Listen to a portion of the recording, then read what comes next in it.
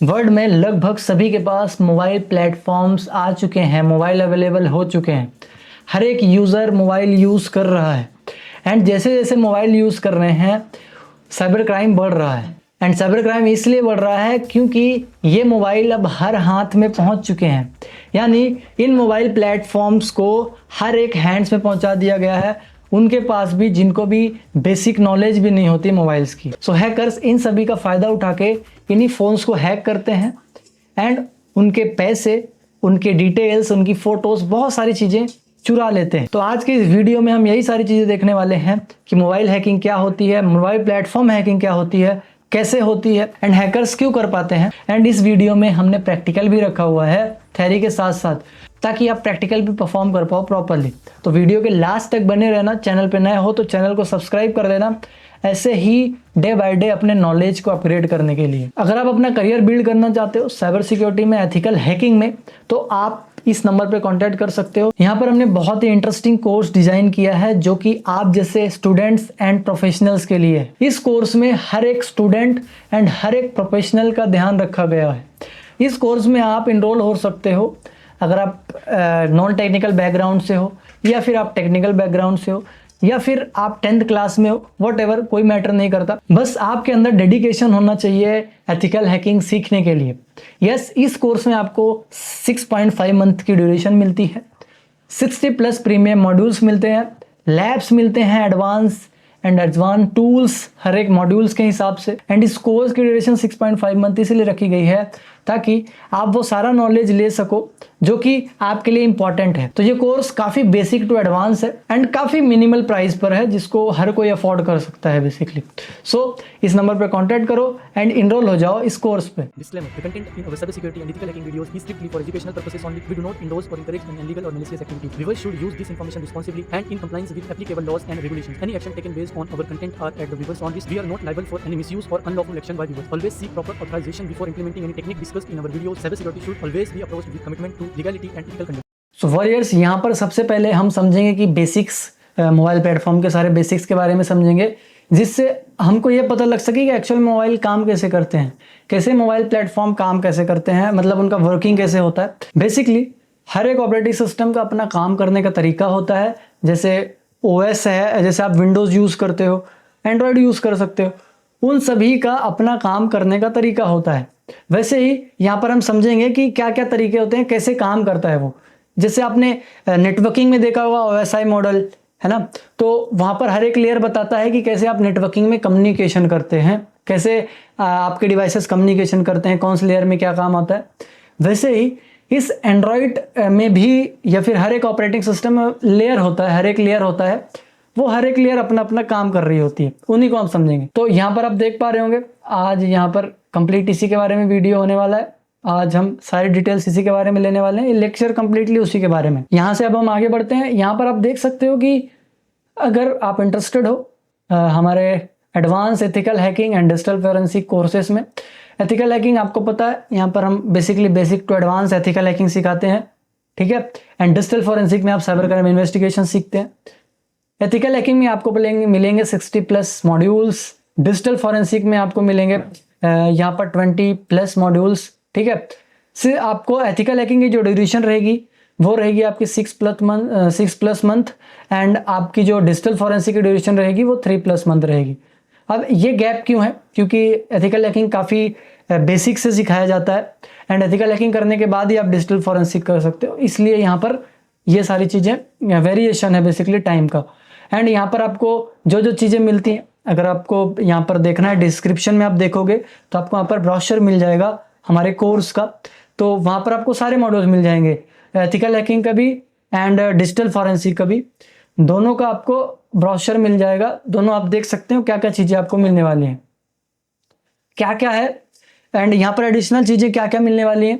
यहाँ पर आपको बेस्ट लैब मिलेगा, क्लास रिकॉर्डिंग्स मिल जाएगी, प्रीमियम मॉड्यूल्स हैं, सारे प्रीमियम मॉड्यूल हैं and basic to advance level तक ये कोर्सेस रहने वाले हैं। एंड इन्हीं के साथ हमने करियर गाइडेंस भी अटैच किया है, जिससे आप कोर्स कंप्लीट करने के बाद अपने करियर में कैसे आगे बढ़ना है, वो सारी चीज़ें, अपना रिज्यूम कैसे बनाना है, वो सारी चीज़ें यहाँ पर आप देख सकते हो। इस नंबर में आप कांटेक्ट करोगे तो यहाँ पर हमारी टीम मिलेगी, वो आपको सारी डिटेल्स बता देगी, क्या प्राइस है कोर्स का, एवरीथिंग। वो आपके अफोर्डेबल रेट में ही रहने वाले हैं, डोंट वरी। चलो अब हम आगे बढ़ते हैं यहाँ से। सबसे पहले हम यहाँ पर समझेंगे basic structure of mobile platform.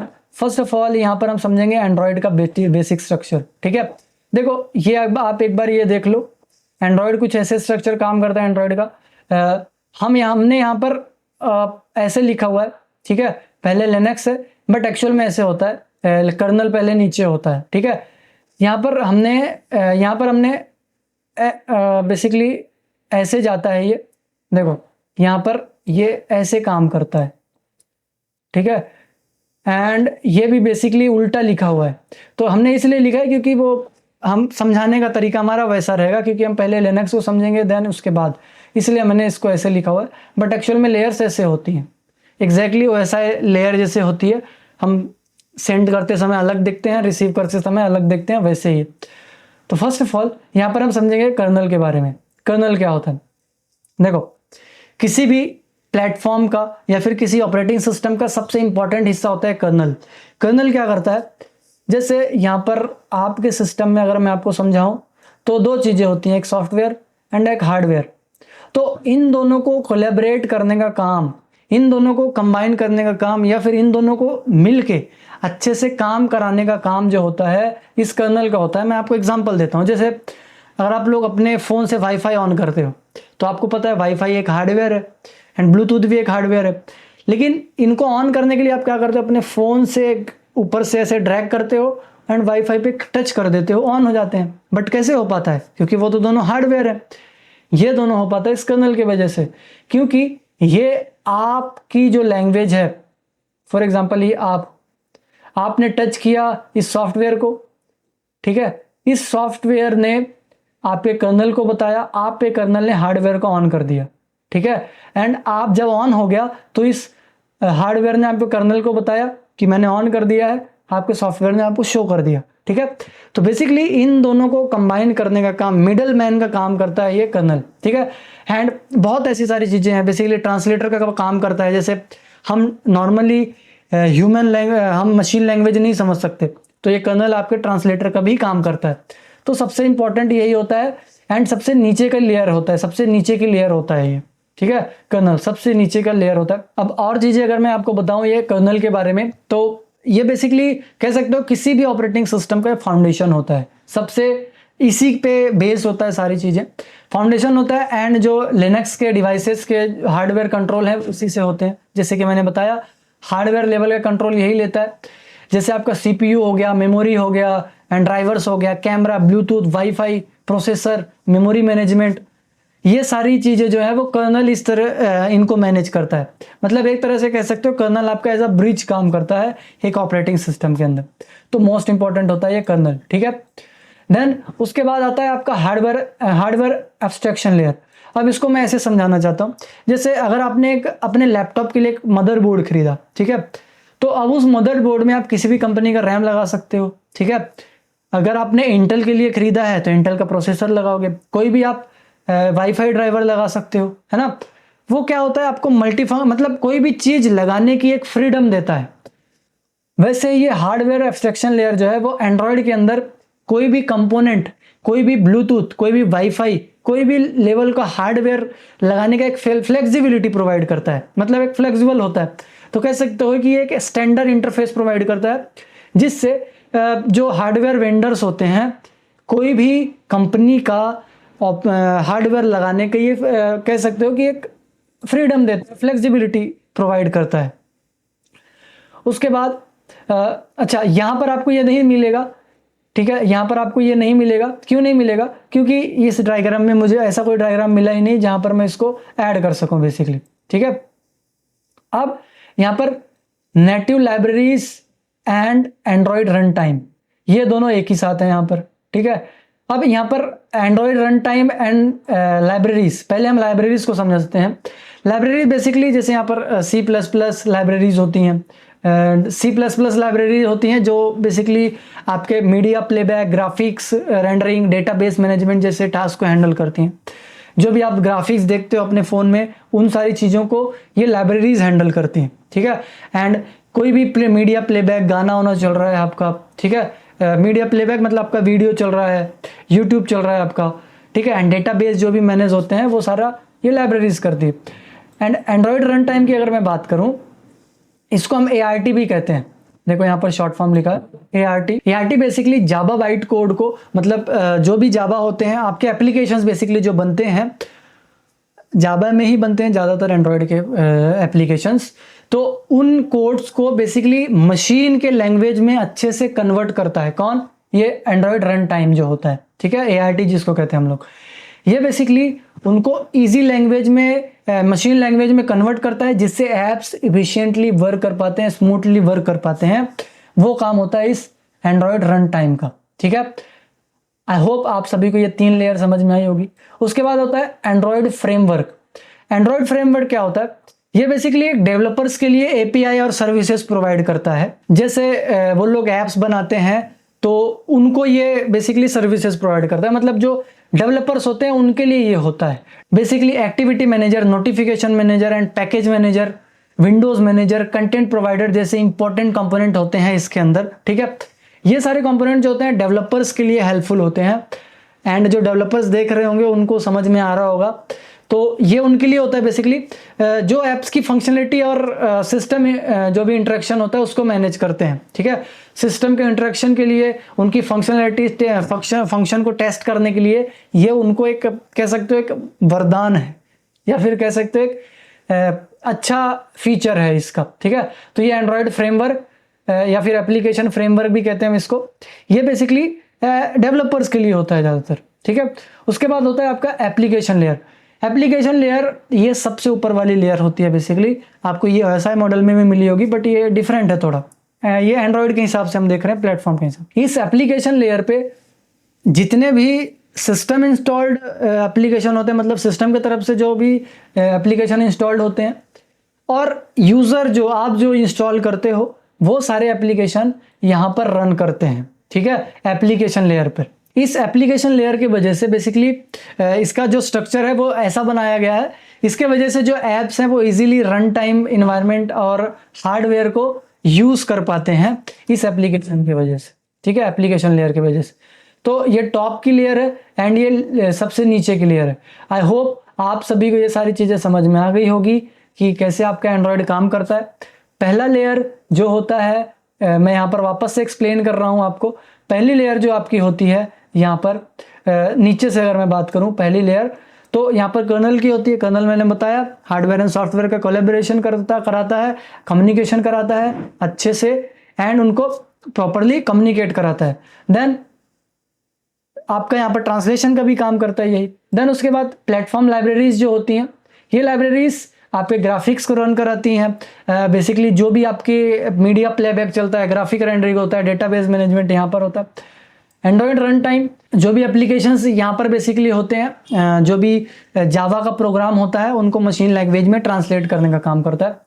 Then उसके बाद ये एप्लीकेशन फ्रेमवर्क, ठीक है, एप्लीकेशन फ्रेमवर्क क्या करता है यहाँ पर, ये बेसिकली डेवलपर्स के लिए होता है। डेवलपर्स जैसे वो सारी चीज़ें फंक्शनलिटी टेस्ट कर सकें, activity manager, notification manager, package manager, Windows manager, content provider जैसे इंपॉर्टेंट कंपोनेंट होते हैं इसमें, जो ऐप्स की फंक्शनैलिटी और सिस्टम इंटरेक्शन को मैनेज करते हैं, ठीक है। यहाँ पर वो डेवलपर्स के लिए होता है एंड डेवलपर्स को आसान कर देता है काम।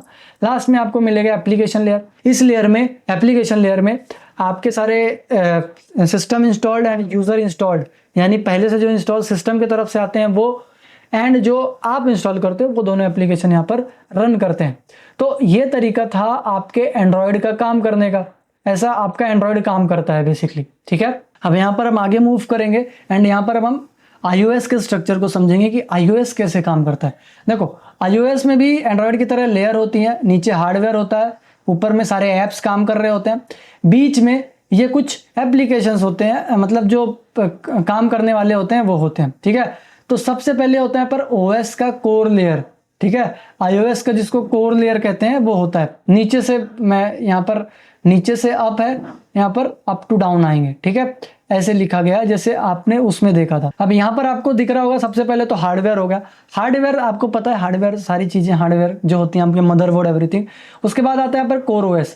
कोर OS बेसिकली ये सबसे नीचे की लेयर होती है। ये iOS का बेस लेयर है जहां से सारे टेक्नोलॉजीज बनते हैं, ठीक है। इसी में कर्नल, अभी आपने समझा, कर्नल होता है, एंड मैक, जो भी मैक का माइक्रो कर्नल होता है वो यहीं पर होता है, और डार्विन ओएस जो भी आपने सुना होगा वो यहीं पर काम कर रहा होता है। Device driver, memory management, file system, security frameworks और हार्डवेयर कंट्रोल यहीं पर होते हैं, ठीक है। ये सारी चीज़ें यहाँ पर होती हैं। तो बेसिकली ये सबसे लो लेयर का फीचर यूज़ करता है, प्रोवाइड करता है बेसिकली सबसे लो लेयर का फीचर, एंड सारी लेयर इसी को यूज़ कर रही होती हैं इनके, ठीक है। उसके बाद होती है कोर सर्विस। कोर सर्विस में यही वाला लेयर, ये दोनों मैंने बता दिए। Core service layer, core service layer क्या है? तो यहाँ पर कोर लेयर में सर्विस से आपको पता चल रहा होगा ये सारी सर्विसेज यहाँ पर होती हैं।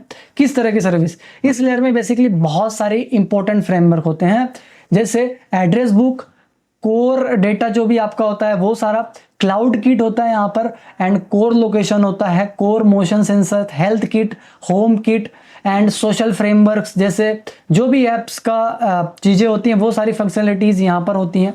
एंड आपने देखा होगा एप्पल के जो भी मोबाइल होते हैं उसमें ये सारी फंक्शनलिटीज़ होती हैं। तो जो ऐप्स को बेसिकली एडवांस फंक्शनलिटीज़ देते हैं वो सारी चीज़ें यहीं पर होते हैं। Data management, location services and health data management, cloud synchronise वाली चीज़ें और सोशल मीडिया इंटीग्रेशन वाली चीज़ें सारी यहीं पर होती हैं, ठीक है। तो बेसिकली सारी सर्विसेज जो कि एडवांस ऐप्स के लिए होती हैं वो सारी यहीं पर होती हैं। देन उसके बाद आता है यहाँ पर मीडिया। मीडिया लेयर में क्या होता है? मीडिया लेयर यहाँ पर आप देख सकते हो, ये वाला। अब इस मीडिया लेयर में क्या क्या चीज़ें मिलती है, इसके नाम से आपको समझ में आ रहा होगा। मीडिया का मतलब क्या होता है? जो गाने वीडियो चलते हैं। तो बेसिकली ये एक मल्टीमीडिया फंक्शनैलिटी के लिए रिस्पॉन्सिबल होता है। इसमें basically audio, video, graphics, animation के जो स्पेशलाइज्ड जो फ्रेमवर्क हैं वो यहाँ पर होते हैं।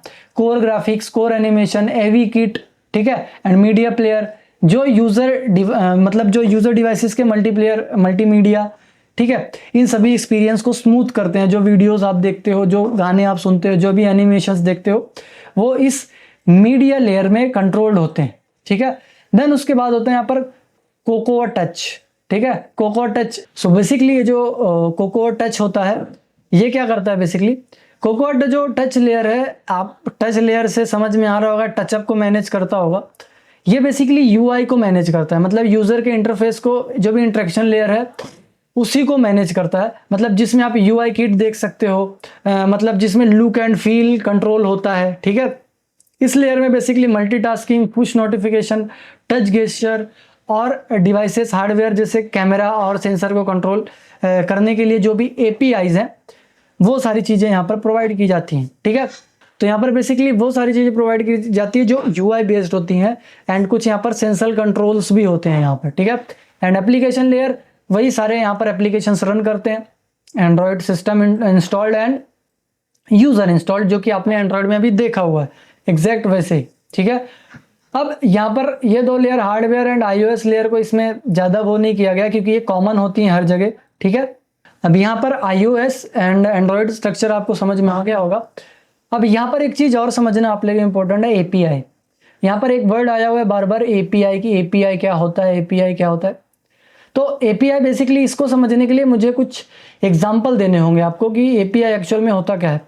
एपीआई का जो मतलब होता है वो बेसिकली एप्लीकेशन प्रोग्रामिंग इंटरफेस होता है। ये वर्ड आप बहुत जगह आपने सुना होगा, बट इसका जो काम है वो आई थिंक सो कभी कंफ्यूजिंग होता है, कभी आपको समझ में ना आता हो, बट मैं आपको समझा देता हूँ। एपीआई बेसिकली कह सकते हो कि डेटा लाने या डेटा देने का काम करता है। सबसे अच्छा एग्जांपल देता हूँ। फॉर एग्जांपल, आपने एक वेदर ऐप, आपको पता होगा, जो आपको टेम्परेचर दिखाता है ना, कहाँ पे कितना टेम्परेचर है, वेदर ऐप। आपको दिल्ली का वेदर देखना है, ठीक है, आपको दिल्ली का वेदर देखना है। तो अब ये काम कैसे करेगा? क्योंकि वेदर ऐप के पास तो सारी इंफॉर्मेशन होती नहीं है, तो ये क्या करते हैं, वेदर ऐप एपीआई का यूज लेते हैं। वेदर ऐप वेदर के एपीआई को यहाँ पर रिक्वेस्ट भेजेगा। वेदर का एपीआई दिल्ली के हेडक्वार्टर में, जो भी वहाँ पर वेदर की इंफॉर्मेशन रखने वाली वहाँ पर जो भी एजेंसीज हैं, उनसे वो इंफॉर्मेशन लेगी, ठीक है। वो सारी इंफॉर्मेशन लेने के बाद एपीआई को देगी, एपीआई वो वेदर ऐप को दे देगा, ठीक है। ऐसे काम करता है एपीआई। अब एपीआई हर जगह अलग अलग यूज़ होता है, ठीक है। इनफैक्ट जो आप जोमेटो ऐप यूज़ कर सकते हो वहाँ पर भी करते हो, बेसिकली वहाँ पर भी एपीआई यूज़ होता है। जैसे जो जोमेटो ऐप है वो उनकी मेन्यू जो होता है उस बेसिकली जो भी रेस्टोरेंट होते हैं उनके जो मेन्यू की डिटेल्स लेके आता है वो एपीआई के थ्रू लेके आता है। पहले वो उनके सर्वर पे रिक्वेस्ट करता है, उनके रेस्टोरेंट वालों ने जहाँ पे रजिस्टर कर रखा है, जहाँ पर डाल रखा है अपना डेटा, उसके एपीआई के थ्रू उस डेटा के लिए वहाँ पर रिक्वेस्ट करेंगे। देन एपीआई जोमेटो को ऐप को ला के देता है, तब जाके वहाँ पर वो एपीआई काम कर पाते हैं, ठीक है। अब बहुत सारी चीज़ें आपने देख रखी होगी। सबसे अच्छा एग्जाम्पल, आपने जब कभी कभी गूगल से लॉगिन कोई भी चीज़ लॉगिन करते हो तो वहाँ पर एक ऑप्शन आता है, ठीक है। इसका बेस्ट एग्जाम्पल दे रहा हूँ मैं। वहाँ पर एक ऑप्शन आता है लॉगिन विथ गूगल, ठीक है, या फिर लॉगिन विथ गूगल अकाउंट आता है वहाँ पर लॉगिन करने के लिए। तो वहाँ पर भी एपीआईज यूज़ होती हैं। कैसे? वो जो जैसे फॉर एग्जांपल आप जूम में लॉगिन कर रहे हो, जूम एप्लीकेशन पे लॉगिन कर रहे हो, तो जूम एप्लीकेशन क्या करता है, पहले गूगल के एपीआई को एक्सेस करता है, ठीक है। गूगल एपीआई जो होता है वो गूगल के डेटा को बेसिकली यहाँ पर बीच में एपीआई होता है। एपीआई जो होता है यहाँ पर एपीआई गूगल के सर्वर को एक्सेस मतलब रिक्वेस्ट करता है कि ये डिटेल्स चाहिए, ठीक है। अब गूगल का सर्वर जब एपीआई को एक्सेस दे देता है वो जूम को दे देता है, वहाँ पर लॉगिन हो जाता है। तो एपीआई बेसिकली एक मिडल मैन का काम करता है जो सिर्फ डेटा ला के देने का काम करता है, या फिर कह सकते हो दो वेबसाइट्स को या दो एप्लीकेशन को कनेक्ट करने का काम करता है। जैसे जूम को और गूगल को, जैसे आपके व्हाट्सएप और इंस्टाग्राम को, जैसे आपके वेदर को एंड दिल्ली के वेदर को मैच करने का काम, ठीक है। तो यहाँ पर बहुत सारी चीज़ें होती हैं। अब ये जो एपीआईज होती हैं ये अलग अलग तरीके के होते हैं, मतलब अलग अलग टाइप की होती हैं। जैसे यहाँ पर आप देख सकते हो तो आपको मिलेगी वेब एप्लीकेशन, मतलब वेब एपीआई जो वेबसाइट के काम होती हैं, मतलब ये इंटरनेट के थ्रू काम करते हैं और जो वेबसाइट ऐप्स होती हैं उनको डेटा प्रोवाइड करती हैं, ये वेब एपीआई होती हैं। देन ऑपरेटिंग सिस्टम एपीआई होती है, ये basically operating system Windows, Mac OS, Android के साथ इंटरेक्ट करते हैं, ठीक है, उनको डेटा ला के देते हैं। देन उसके बाद लाइब्रेरी बेस्ड एपीआई भी होती हैं, ये बेसिकली प्रोग्रामिंग लाइब्रेरीज के साथ काम करते हैं, जैसे पाइथन, जावास्क्रिप्ट, ठीक है। तो एपीआई का यूज़ यही है कि सारी एप्लीकेशन आपस में डेटा शेयर कर सकती हैं। जैसे अगर मैंने कहीं पर सारे पूरे वर्ल्ड का यूज़र आईडी एंड पासवर्ड रख दिया, ठीक है, एक सर्वर में मैंने रख दिया, अब एक सर्वर में रखा हुआ है तो अब हर एक कंपनी को वो डेटा बनाने की ज़रूरत नहीं है, ठीक है। जैसे मैंने यहाँ पर पूरे वर्ल्ड के user ID and password, email ID and password रख दिया, तो पूरे वर्ल्ड को मतलब अलग अलग कंपनीज़ को वो डेटा बनाने की ज़रूरत नहीं है। वो ये एपीआई का मतलब जो मैंने यहाँ पर बनाया है, इस सर्वर में जो डेटा बनाया है वहाँ पर एपीआई का यूज़ करके, क्योंकि एपीआई जो है मिडल मैन का काम करती है, एपीआई को रिक्वेस्ट भेजते इस सर्वर से डेटा ले सकती है एंड वो वापस उस वेबसाइट को दे सकती हैं, ठीक है। तो यहाँ पर शेयरिंग इजी हो जाती है, ठीक है। आई होप आप सभी को एपीआई समझ में आया होगा। ये मैंने इसलिए समझाया क्योंकि यहाँ पर वो यूज़ हो रहा था एपीआई, ठीक है। सो आई होप आप सभी को मैंने ये तीनों टॉपिक समझा पाया हूँ। आई होप आप सभी समझ पाए हों, ठीक है। अब हम यहाँ से आगे बढ़ते हैं। यहाँ पर अब हम बढ़ते हैं, ये देखेंगे कि एंड्रॉयड में क्या क्या वर्नरेबिलिटीज़ होती हैं। देखो, एंड्रॉयड में कोई खास वर्नरेबिलिटी होती नहीं है, ठीक है, यूज़र खुद से बनाता है, ठीक है। एंड कुछ चीज़ें सिस्टम के साइड से भी होती हैं, नो डाउट। अब देखो यहाँ पर मैं बताता हूँ, अगर आपने पीछे लेक्चर्स देखा है तो वहाँ पर आपने नोटिस किया होगा, मैंने बताया कि ये जो एंड्रॉयड होता है आपका, ये आपका लिनक्स का कर्नल यूज़ करता है, ठीक है।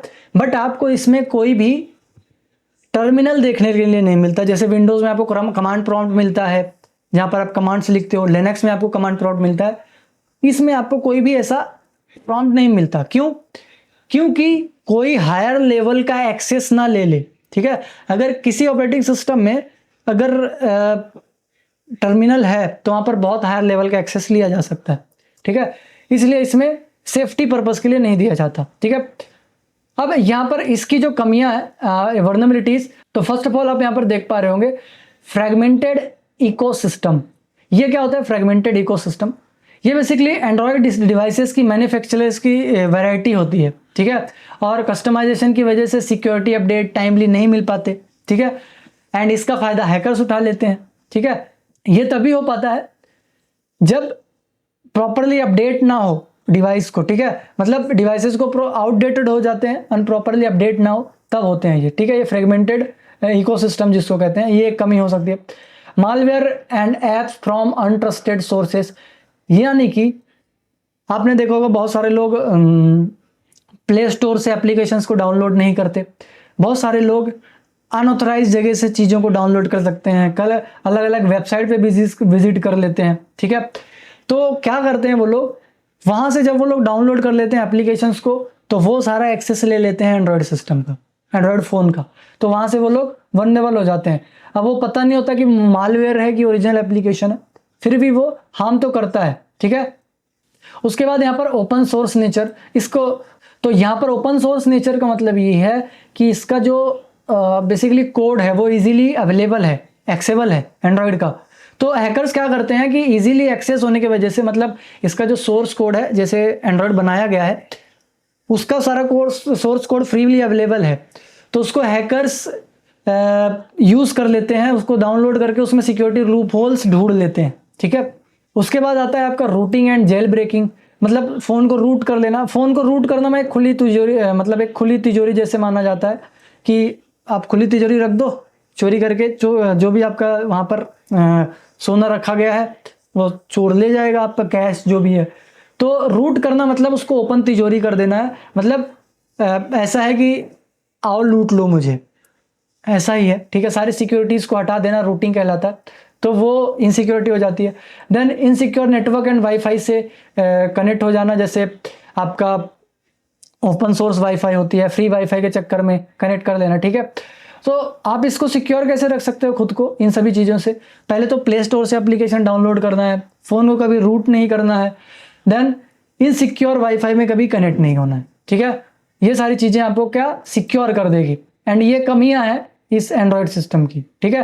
एंड इन्हीं का यूज़ करके हम आगे प्रैक्टिकल्स में इसको हैक करेंगे। अब नेक्स्ट हम यहाँ पर आगे बढ़ेंगे, यहाँ पर iOS की वल्नरेबिलिटीज़ देखेंगे।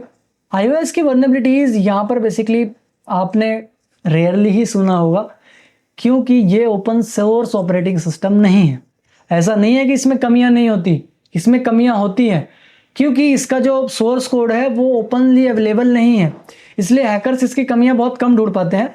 ऑल्दो अगर आपको पता हो कि जो बग हंटिंग प्रोग्राम होते हैं, बग बाउंटी प्रोग्राम होता है, वहाँ पर हैकर्स, ये आईफोन भी रजिस्टर्ड है, एंड वहाँ पर जो बड़े बड़े हैकर्स होते हैं वो इसकी कमियां निकालते हैं, एंड जब जब आपको डेली बेसिस पे देखने के लिए मिलेगी इसकी कमियां, बहुत सारी कमियां होती हैं। ऐसा नहीं कि कम ऑपरेटिंग सिस्टम है तो बहुत सिक्योर है, इसकी भी कमियां होती हैं, एंड्रॉयड के जैसे ही होती हैं, ठीक है। तो इसमें किसकी वजह से कमियां हो सकती हैं? जैसे जेल ब्रेकिंग की वजह से, मतलब वही रूट की वजह से, डिले सिक्योरिटी अपडेट्स प्रॉपर ना आने की वजह से, ऐप की सिक्योरिटी की वजह से, ठीक है, ऐप्स की सिक्योरिटी प्रॉपर ना होने की वजह से, wifi and Bluetooth security properly ना होने की वजह से, ठीक है, एंड जीरो डे वल्नरेबिलिटीज़ की वजह से। ज़्यादातर एप्पल जीरो डे वल्नरेबिलिटीज़ की वजह से हैक होता है। जीरो डे वल्नरेबिलिटीज़ क्या होती हैं? जीरो डे वल्नरेबिलिटीज़ बेसिकली वो वल्नरेबिलिटीज़ होती हैं जो सेम डे डिस्कवर की गई है। जैसे आज ही डिस्कवर की गई, हैकर ने आज ही कमियां ढूंढा और आज ही उसको एक्सप्लॉइट कर दिया, आज ही उस कमी के वजह से उस सिस्टम को हैक कर लिया iOS को, तो ये जीरो डे वल्नरेबिलिटीज़ हैं। ऑल्दो ये सारी वही वल्नरेबिलिटीज़ हैं जो एंड्रॉयड में है, ठीक है, कुछ कम है लेकिन है, होती हैं कमियां इसमें, ठीक है। सो आई होप आप सभी को ये सारी कमियां भी समझ में आ गई होगी, एंड मैं कामयाब हो गया हूं आप सभी को ये सारी चीज़ें समझाने में। अब यहाँ पर सिक्योरिटी चैलेंजेस क्या क्या आते हैं, क्या क्या सिक्योरिटी चैलेंजेस आते हैं इन ऑपरेटिंग सिस्टम? तो फिशिंग अटैक, आप खुद ही फिशिंग अटैक में फंस जाते हो सामने वाले के सिस्टम में, मतलब किसी ने आपको लालच दे के लिंक पे क्लिक करा दिया, फिशिंग हो गई आपके साथ, ठीक है। जब यूजर्स खुद ही यहाँ पर अवेयर नहीं होंगे तो यहाँ पर क्या ही किया जा सकता है, आपको खुद भी अवेयर रहना पड़ेगा। आउटडेटेड सॉफ्टवेयर, कुछ सॉफ्टवेयर ऐसे होते हैं जो काफ़ी पुराने होते हैं, उनको अपडेट नहीं किए जाते, आपके सिस्टम में इंस्टॉल्ड होते हैं, उसमें भी सॉफ्टवेयर की वजह से भी आपके सिस्टम हैक हो जाते हैं जो आप इंस्टॉल कर लेते हो, ठीक है। उनमें कमियां रहीं तो भी, मतलब आपने जैसे फॉर एग्जांपल एक एप्लीकेशन डाउनलोड किया जो कि 2012 का है, उसको अभी तक अपडेट किया ही नहीं गया, तो उसको इजीली हैक किया जा सकता है, ठीक है।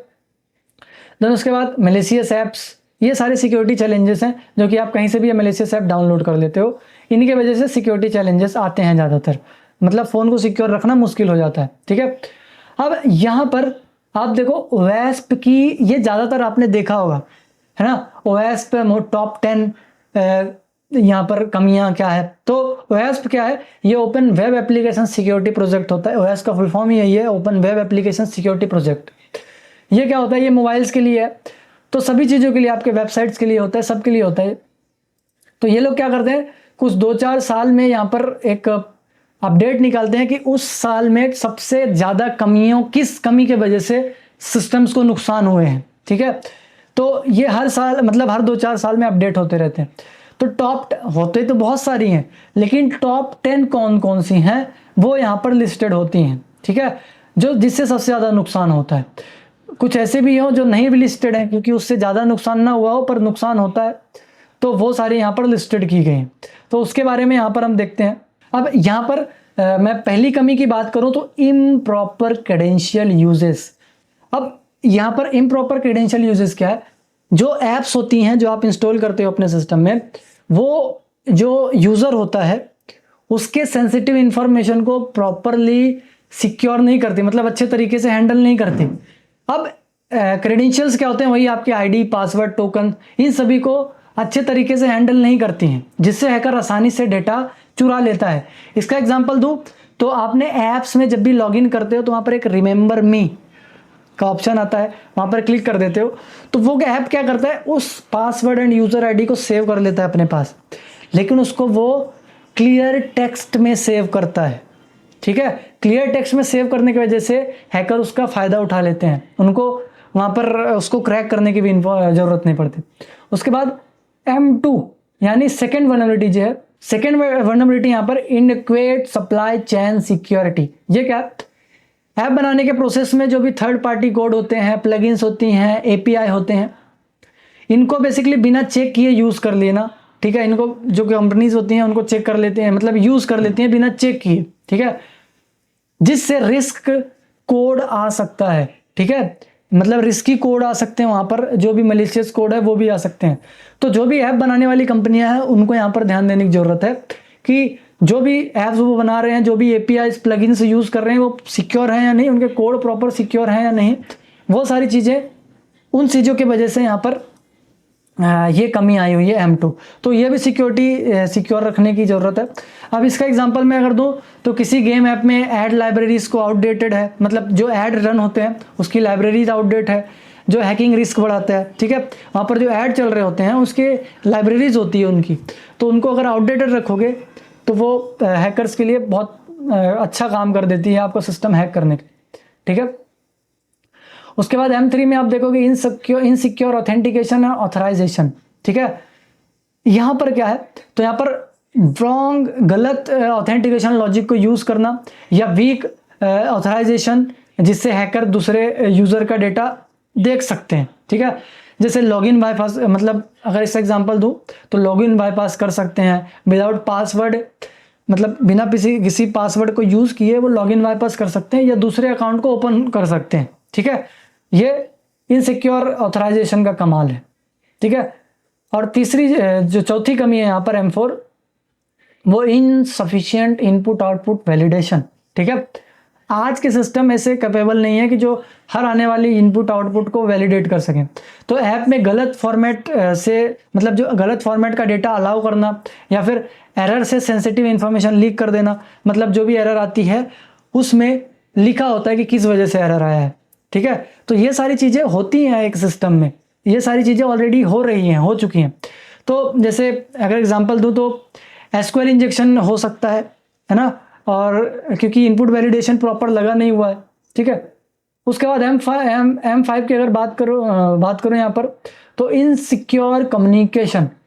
इनसिक्योर कम्युनिकेशन क्या है, अब यहाँ पर क्या होता है इनसिक्योर कम्युनिकेशन में क्या होता है, डेटा जो है इनक्रिप्शन, मतलब जो भी डेटा होता है वो इनक्रिप्ट नहीं होते। जब एप्लीकेशन जो ऐप सर्वर से बात करती हैं पब्लिक वाईफाई पे, बेसिकली स्निफिंग पॉसिबल हो जाती है वहाँ पर। तो जो डेटा आपका जा रहा होता है उसमें इनक्रिप्शन बहुत इंपॉर्टेंट है। तो इसका एग्जांपल सेंसिटिव जो डेटा होता है उसको HTTP से भेज दिया, ठीक है, HTTP पे भेज दिया तो किसी ने ट्रैफिक कैप्चर करके देख लिया सारा डेटा, तो ये M5 होता है। M6 इनएक्वेड प्राइवेट कंट्रोल, ठीक है। इसमें क्या होता है, जो भी app unnecessary personal use information मांगता है या स्टोर करता है बिना यूजर के परमिशन के, मतलब जो भी आपके ऐप्स होते हैं, अननेसेसरी ऐप्स होते हैं, वो पर्सनल डेटा इंफॉर्मेशन मांगते हैं, उनको जरूरत नहीं होती, फिर भी वो आपका डेटा स्टोर कर लेते हैं, ठीक है। जैसे फिटनेस ऐप का लोकेशन बैकग्राउंड में ट्रैक करा, मतलब जो फिटनेस ऐप है आप यूज़ करते हो, फिटनेस ऐप अपने फिटनेस को मॉनिटर करने के लिए, वो बैकग्राउंड में आपकी लोकेशन ट्रैक कर रहा होता है बिना पॉपअप पूछे कि मैं आपका लोकेशन लूँ या नहीं लूँ, ठीक है। तो वो ये होता है। उसके बाद इनसफिशिएंट बाइनरी प्रोटेक्शन, ठीक है, इनसफिशिएंट बाइनरी प्रोटेक्शन, M7 की बात कर रहा हूं मैं। तो यहां पर क्या होता है, बाइनरीज को प्रोटेक्शन देने की बात हो रही है कि प्रॉपर प्रोटेक्शन नहीं है, मतलब ऐप कोड जो होते हैं वो ऑफेस्टिकेट होते हैं, या फिर मतलब ऑफेस्टिकेट नहीं किए जाते, या फिर एंटी टेम्परिंग नहीं है, इसलिए रिवर्स इंजीनियरिंग हो सकती है इसमें, ठीक है। तो मतलब कोड को, मतलब 0101 बाइनरी लैंग्वेज को कोई भी इजीली ट्रांसलेट कर सकता है, उसी को रिवर्स इंजीनियरिंग कहते हैं, ठीक है। मतलब जो ऐप्स होते हैं वो डीकम्पाइल करके प्रीमियम फीचर्स को अनलॉक किया जा सकता है। जैसे जो एग्जांपल आप आजकल देखते हो, एडवांस जो पेड ऐप्स होते हैं उनका क्रैक वर्जन निकाल के। उसके बाद यहाँ पर आपका आता है M8 जो होता है वो सिक्योरिटी मिसकॉन्फ़िगरेशन है।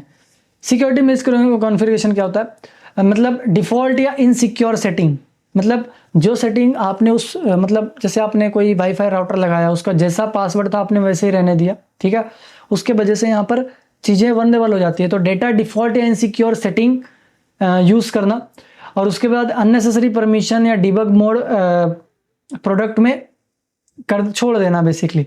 तो बेसिकली डिबग मोड ऑन कर दोगे आप, बाय डिफ़ॉल्ट पासवर्ड वही छोड़ दोगे, ठीक है, जो सेटिंग इनसिक्योर है उसको यूज़ कर लोगे, ठीक है। तो ये सारी चीज़ें क्या होती है, आपकी मिसकॉन्फ़िगरेशन होती है। तो ऐप का डिबग लॉग पब्लिकली एक्सेस हो रहा है, ठीक है, मतलब जो ऐप का डिबग लॉग है वो पब्लिकली एक्सेस होता है, तो कॉन्फिडेंशियल इन्फोस एक्सपोज हो जाती हैं, ठीक है। ये आपका M8 है। अब यहाँ पर M9 की बात करते हैं। M9 means insecure data storage.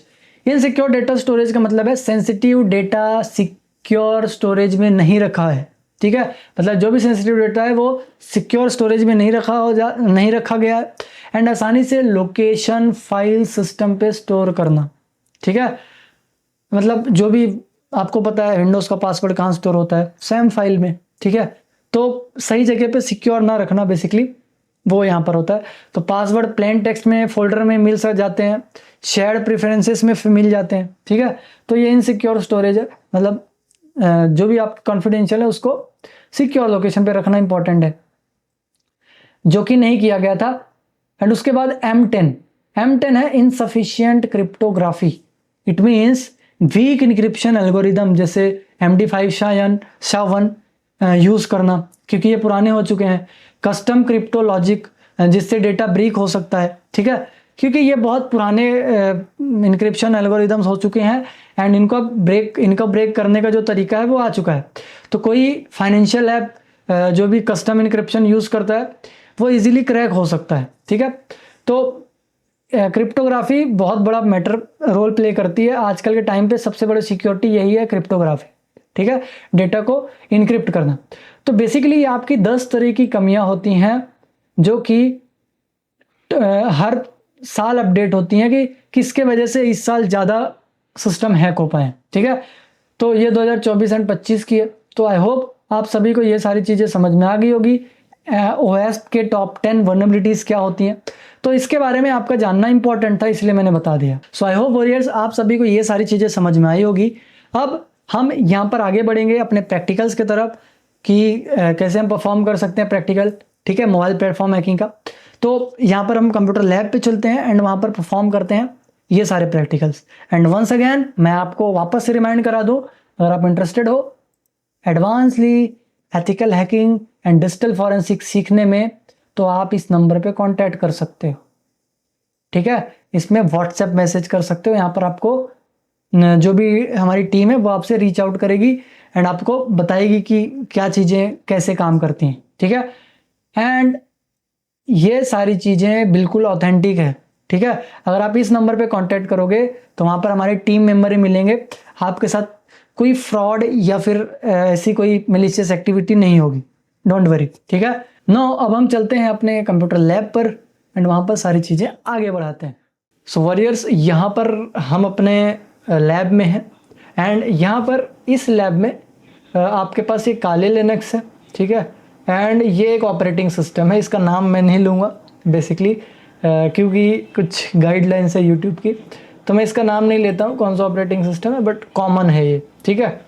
And ये विंडोज़ 10 ले लिया है मैंने, इसमें बेसिकली कुछ टूल्स हैं, ठीक है, इसका मैं नाम ले सकता हूँ विंडोज़ 10 का, ये वाले से इशू है थोड़ा, ठीक है, बट उसका नाम आपको दिख रहा होगा ऊपर में। सो यहाँ पर हम क्या करने वाले हैं बेसिकली, ये हमारा टारगेट है, ये फ़ोन हमारा टारगेट है, ठीक है। तो ये बेसिकली आपके पास जो फ़ोन होता है, जैसे मैंने बताया कि जो डिवाइस होते हैं, ठीक है, मतलब जो ऑपरेटिंग सिस्टम होते हैं, डिवाइस होते हैं, वो किसी भी स्क्रीन के लिए कंपेटेबल होते हैं। जैसे आपने टैबलेट में भी देखा होगा, है ना, आप 6.7 6.5 इंच का जो फ़ोन यूज़ करते हो उसमें भी कंपेटेबल हो जाता है ना। तो ये एंड्रॉयड हर एक स्क्रीन साइज़ के लिए कंपेटेबल है। वैसे ही मैंने इसको इंस्टॉल कर रखा है अपने इस VMware के अंदर, इसमें भी इंस्टॉल हो जाता है, ठीक है, क्योंकि टैबलेट लगभग अब इतने बड़े आते ही हैं, 15.6 के आसपास 17 इंच के टैबलेट भी आते हैं, तो उसमें भी वो कंपेटेबल होता है, इसलिए यहाँ पर भी कंपेटेबल हो जाता है, इसके लिए कोई इशू नहीं है। नाउ यहाँ पर मैं आपको एक टूल्स दिखाऊंगा, जो टूल का हम यूज़ करने वाले हैं, यहाँ पर एक फोनस्प्लॉइट नाम का एक टूल है, उसको यूज़ करेंगे हम बेसिकली, एंड काफ़ी अच्छा एंड रिलायबल टूल है। देखो यहाँ पर मैं अभी सबसे पहले तो आपको क्या करना है, फर्स्ट ऑफ ऑल यहाँ पर आपको परमिशन देनी है, जो कि एडमिन परमिशन है, sudo su, देन यहाँ पर मैं पासवर्ड डाल देता हूँ अपना इसका एडमिन का। देन यहाँ पर मैंने जो टूल रखा है अपना CD डेस्कटॉप फोल्डर पे रखा हुआ है, ठीक है, एंड यहाँ पर ls करोगे तो आपको देखो यहाँ पर दिख जाएगा, ये रहा, ठीक है। बेसिकली मेरे पास दो है, फोनस्प्लॉइट एंड फोनस्प्लॉइट प्रो, यहाँ पर तो मैं प्रो वाला यूज़ करता हूँ, CD फोनस्प्लॉइट प्रो। अब आप लोग ये डाउनलोड कहाँ से करोगे ये टूल, तो ये आपको इजीली गिटहब पे मिल जाएगा, गिटहब पे जाओगे एंड फोनस्प्लॉइट प्रो डाउनलोड करोगे, या फिर मैं सिंपल वे आपको बता दूं इसको डाउनलोड करने का। तो यहाँ पर देखो इस टूल को आप कैसे डाउनलोड कर सकते हो, यहाँ पर आप लिखोगे सिंपली फोनस्प्लॉइट प्रो,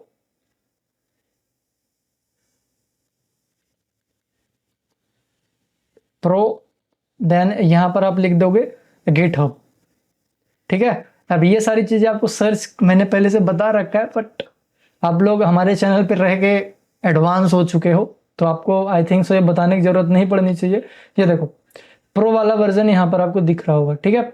यहाँ पर आप कॉपी करोगे इसको, तो कॉपी करके इसको, बाकी आपकी प्रोसेस, आगे की प्रोसेस आपको पता है, ठीक है, इंस्टॉलेशन एवरीथिंग, तो मैं वो बेसिक चीज़ें नहीं बता रहा हूँ यहाँ पर, एंड मैं ये समझ के चल रहा हूँ कि आप लोग ये सारी चीज़ें समझने के लिए कैपेबल हो, ठीक है। तो हम आगे बढ़ते हैं हम लोग। देखो अब यहाँ पर ls करोगे तो यहाँ पर देखो ये एक फाइल है यहाँ पर, ये fonesplot.py, ठीक है। अब यहाँ पर मैं क्या करूँगा, इसको पाइथन 3 से रन करूँगा। अब आपको पता है जो भी फाइल जिसके अंदर .py लगा होता है उसको हम पाइथन से रन कर सकते हैं। तो यहाँ पर पाइथन 3 एंड देन यहाँ पर फोनस्प्लॉइट.py, एंटर। अब देखो ये एरर आपको भी आ सकता है, ठीक है, कोई बड़ी बात नहीं है। अब एथिकल हैकिंग में या साइबर सिक्योरिटी में सबसे बड़ा जो चैलेंज आता है वो एरर्स को रिजॉल्व करना आता है, मतलब एरर्स को रिजॉल्व कैसे करोगे वो। तो ये जो एरर है ये एक्सट्रीमली मैनेज इन्वायरमेंट के वजह से, ठीक है, इसको बोल रहे हैं मॉड्यूल नोट फाउंड। हम यहाँ पर एक वर्चुअल इन्वायरमेंट बनाएंगे, उसके बाद यहाँ पर हम आगे बढ़ेंगे। तो इन्वायरमेंट कैसे बनाना है आपको, यहाँ पर बेसिकली आपको पाइथन 3 लिखना है, पाइथन 3, देन यहाँ पर जो उसका नाम है यहाँ पर -m से उसको पहले हम कमांड कंप्लीट कर देते हैं, एंड यहाँ पर आप देख सकते हो env यहाँ पर आपको VENV, देन आपको VENV ये टाइप करना है, ठीक है। ये बेसिकली उसका नाम है जो यहाँ पर वर्चुअली बेसिकली एक वो बना देता है, ब्रिज बना देता है, जिससे आप वहाँ पर कोई भी चीज़ मैनेज नहीं होती। ये सारी चीज़ें एक्सट्रीमली मैनेज इन्वायरमेंट की वजह से ये एरर आता है बेसिकली। देन यहाँ पर आपको लिखना है सोर्स VNV VENV \bin, यहाँ पर बिन लिख देंगे आप लोग। देन एक्टिवेट लिखना है, डीएक्टिवेट तो मैंने पहले कर दिया था उसको, एक्टिवेट, ठीक है। अब यहाँ पर अगर आप नोटिस कर पा रहे हो, यहाँ पर आपको कुछ दिख रहा होगा, तो यहाँ पर आप देख पा रहे होंगे, ये देखो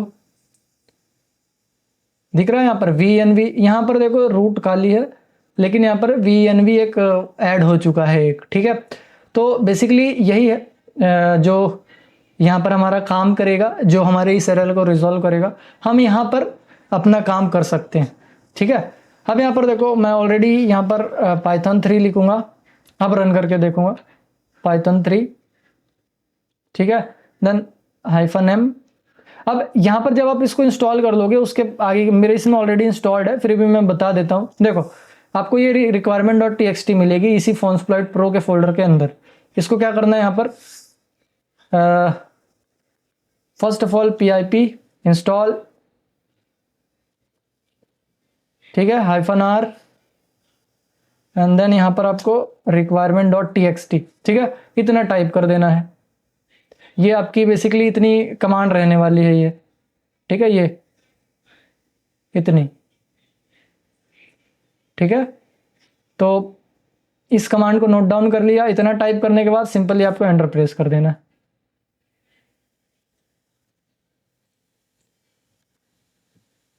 देखो मेरे पास ऑलरेडी रिक्वायरमेंट ऑलरेडी सेटिस्फाइड है।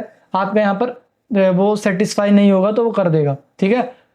अब हम इतना करने के बाद आपको अब ये रन करना है ये, ठीक है। क्या रन करना है यहाँ पर, Python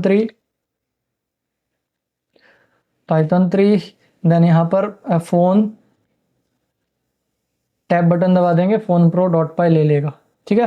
एंटर प्रेस करते हैं, चेक इट, देखो रन हो गया है ना। अब कोई एरर नहीं आया। अब यहाँ पर बोल रहा है do you still want to continue FoneSploit Pro, मैं यहाँ पर यस करूंगा, एंटर, ठीक है। अब यहाँ पर फर्स्ट, अब ये देखो ये ऑप्शंस आपके काम आने वाले हैं, इन सभी को आपको ध्यान में रखना है, ठीक है।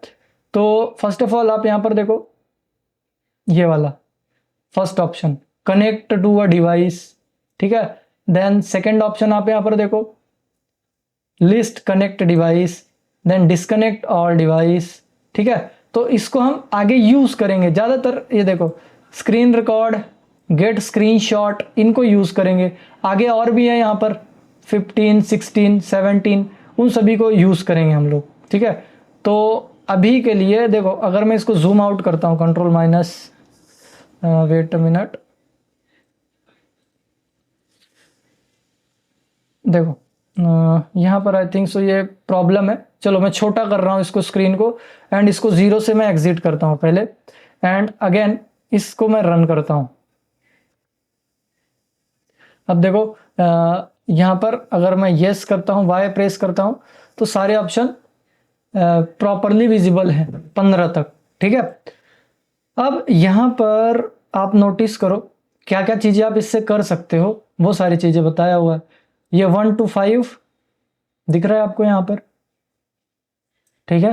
एंड गेट स्क्रीनशॉट से लेके यहाँ तक 10 तक, एंड ये 11 से लेके 15 तक। List apps, uninstall app, install app, ठीक है, हैक डिवाइस, एंड बहुत सारी चीज़ें हैं यहाँ पर, ठीक है। सो आई होप आप सभी को ये सारी चीज़ें समझ में आ गई होगी। नाउ मैं इसको वापस से जूम इन कर रहा हूँ ताकि आपको सारी चीज़ें विजिबल हो प्रॉपरली। चलो मैं यहाँ पर कनेक्ट, पहले तो फर्स्ट ऑप्शन हमको चूज करना पड़ेगा। हम लिखेंगे यहाँ पर कनेक्ट, ठीक है। अब कनेक्ट करने के लिए हमको आईपी एड्रेस देना है, ठीक है। अब ये कैसे पता करोगे कि आपके डिवाइस का आईपी एड्रेस क्या है, क्या आईपी एड्रेस होने वाला है यहाँ पर। तो फर्स्ट ऑफ ऑल मैं यहाँ पर sudo su करूँगा।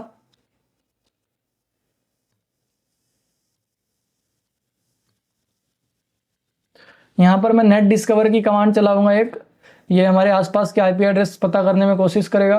देखो मेरे मशीन्स हैं, मेरे सिस्टम है, मुझे पता है कि इनका आईपी एड्रेस क्या है, पर रियल लाइफ में आपको हिट एंड ट्राई करना पड़ता है, पता करना पड़ता है उससे। नेट डिस्कवर -i एंड ये मेरा ये है इंटरफेस है, एंड रेंज मैंने बताई है उसको कि ये वाली रेंज स्कैन करनी है। एंटर प्रेस किया, देखो ये स्टार्ट कर दिया इसने स्कैनिंग। एंड यहाँ पर आप देख सकते हो मेरे पास ये दोनों आईपी एड्रेस नहीं हो सकते, ठीक है, क्योंकि मैं VMware पे हूँ, तो एक तो राउटर का होगा, एक VMware का होगा। देन ये लास्ट वाला आईपी एड्रेस है 254, ठीक है, तो ये भी नहीं हो सकता, है ना, क्योंकि लास्ट वाला आईपी एड्रेस होता है ब्रॉडकास्ट के लिए यूज होता है, नेटवर्क ब्रॉडकास्ट के लिए। देन यहाँ पर ये दो बच्चे, ठीक है, 10 और 14, ये क्या काम के हैं, इनको देखते हैं। तो 10 वाला तो मेरे विंडोज 10 का है, एंड 14 वाला हो सकता है, मतलब है ही हमारे उस मोबाइल प्लेटफॉर्म ऑपरेटिंग सिस्टम का, ठीक है। तो मैं 10.10.14 को मान के चलता हूँ कि हमारा टारगेट है। चलो मैं यहाँ पर 10.10.14 डाल देता हूँ, एंड मैं स्कैनिंग को क्लोज कर देता हूँ। अननेसेसरी प्रोसेस यूज़ कर रहा होगा वो रिसोर्सेज को, प्रोसेसर रैम यूज़ कर रहा होगा, इसलिए मैं बंद कर देता हूँ। यहाँ पर 10.10.10.14, ठीक है, यूज़ करना है हमको ये। अब एंटर प्रेस करना है, क्या बोल रहा है यहाँ पर, आप ध्यान से देख सकते हो। वेट मिनट, ये चेक कीजिए, दिख रहा है 10.10.10.14 कनेक्टेड टू डिवाइसेस। मैंने यहाँ पे आईपी एड्रेस डाला, ऑटोमेटिकली कनेक्ट हो गया। डोंट वरी, आगे की प्रोसेस हम करेंगे, मैं समझ रहा हूँ आपके जो भी नेक्स्ट क्वेश्चंस हैं। चलो अब मैं क्या कर सकता हूँ यहाँ पर, हाँ एक चीज़ और अपडेट दे दूँ आपको। यहाँ पर एक प्रॉब्लम और आ सकती है आपको, क्या कि जब आप यहाँ पर ये रन करोगे तो आपको दिखाएगा ADB नोट फाइंड, या फिर एरर समथिंग कुछ दिखाएगा, या फिर ADB नोट फाउंड ऐसे कुछ दिखाएगा। तो उसका भी मैं सॉल्यूशन बता देता हूँ। देखो अगर आपको यहाँ पर ADB नोट फाउंड दिखाता है, ठीक है, तो आपको यहाँ पर एक कमांड रन करना है। मैं इसको भी जूम कर रहा हूँ थोड़ा। क्या कमांड रन करना है, first of all sudo apt update या फिर apt अपडेट रन करना है। सिर्फ अपडेट रन करना है, अपग्रेड नहीं करना, बहुत टाइम लेगा नहीं तो, ठीक है। apt अपडेट, तो ये कुछ लिंक्स को अपडेट कर लेगा। सो ये थोड़ा सा टाइम लेता है अपडेट होने में। लेट्स सी कितना टाइम लेगा। हो तो गया है आई थिंक सो 100%। तो ये बेसिकली ना जो लेटेस्ट वो आपके रहेंगे ना मिरर फाइल्स या फिर जो भी फाइल्स रहेंगे उनको इनरोल कर देगा। अब हम क्या करेंगे यहाँ पर, बेसिकली आपको एक कमांड रन करना है। यहाँ पर क्या रहेगा, apt इंस्टॉल, एंड यहाँ पर एंड्रॉइड,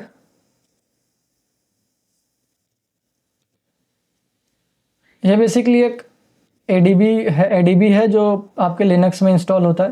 टूल्स, देन यहाँ पर -ADB, ठीक है, एंड -y। तो यहाँ पर ये देख सकते हो आप, इतनी कमांड आपको टाइप करना है, ठीक है। नाउ इसके बाद आपको एंटर प्रेस कर देना है, सिंपल, ठीक है। इंस्टॉल, ये टूल है ADB, एंटर। मेरे इसमें ऑलरेडी इंस्टॉल्ड है तो कुछ नहीं आएगा, आपके इसमें इंस्टॉल नहीं होगा तो वो इंस्टॉल हो जाएगा अगर एरर आता है तो। अदरवाइज अगर एरर नहीं आ रहा है तो कोई इशू नहीं है, आप इसको रहने देना, ठीक है। चलो अब मेरा कनेक्शन यहाँ पर स्टेबल हो चुका है, ठीक है, कनेक्शन यहाँ पर हमारा कनेक्ट हो चुका है। अब यहाँ पर क्या करना है आपको, आपका फ़ोन तो कनेक्ट हो चुका है, यहाँ पर देख सकते हो आप पोर्ट नंबर 555 से, ठीक है, 555 से आपका पोर्ट मतलब 4 टाइम 55 से आपका फ़ोन तो कनेक्टेड है इस पोर्ट से। अब आपको करना क्या है, इनमें से आपको जो भी करवाना है, ठीक है, जैसे मैं यहाँ पर 6 या 7 या चलो 6 ले लेते हैं, यहाँ पर स्क्रीनशॉट 6 एंटर, ठीक है, एंड यहाँ पर enter location to save all screenshot and press enter. यहाँ पर बेसिकली हम एक लोकेशन डालेंगे अपने, जैसे मैं अपने इसी काली का डालता हूँ, होम काली, ठीक है, देन डेस्कटॉप,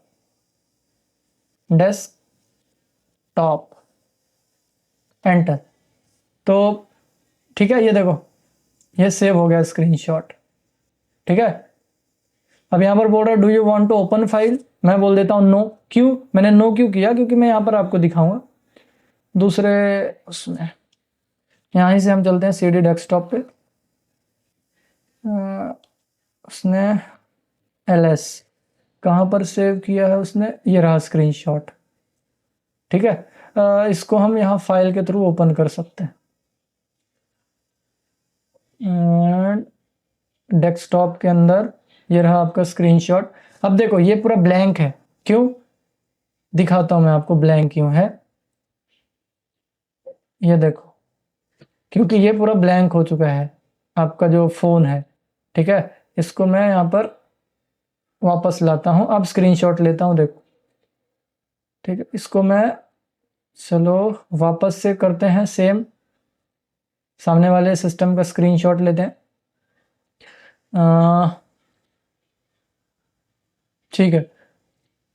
ये वाला है, ठीक है। अब वापस से 6 लेंगे हम लोग, एंटर, एंड यहाँ पर हम कर लेंगे ओके।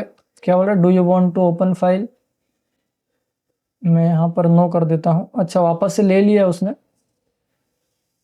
एंड मैं वापस से चलूँगा आपके उस फाइल वाले लोकेशन पे,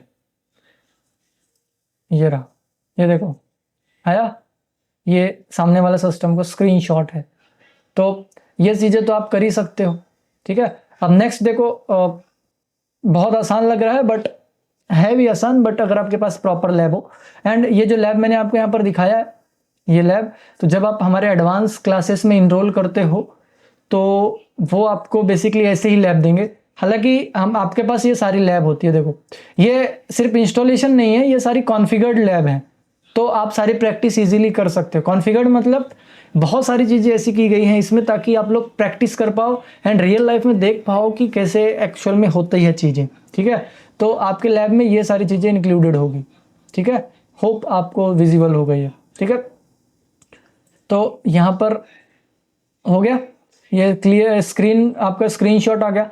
नो अब हम मूव करेंगे नेक्स्ट जो भी हमारा स्टेप है। अब हम सारे पैकेजेस जो हमारे सिस्टम में इंस्टॉल्ड हैं, आपके सामने वाले सिस्टम में इंस्टॉल्ड हैं, उसको देखेंगे।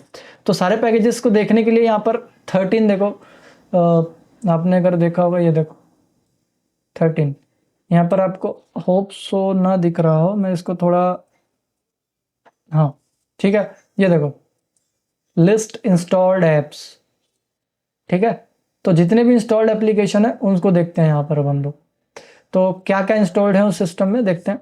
फर्स्ट ऑफ ऑल मैं इसको जूम करता हूँ एंड यहाँ पर 13 एंटर, ठीक है। यहाँ पर क्या बोल रहा है, list third party packages, list all packages. तो अगर आपको जो थर्ड पार्टी है मतलब जो बाहर से इंस्टॉल्ड हैं वो सारे, या फिर ऑल चाहिए तो ऑल को भी क्लिक कर सकते हो यहाँ पर।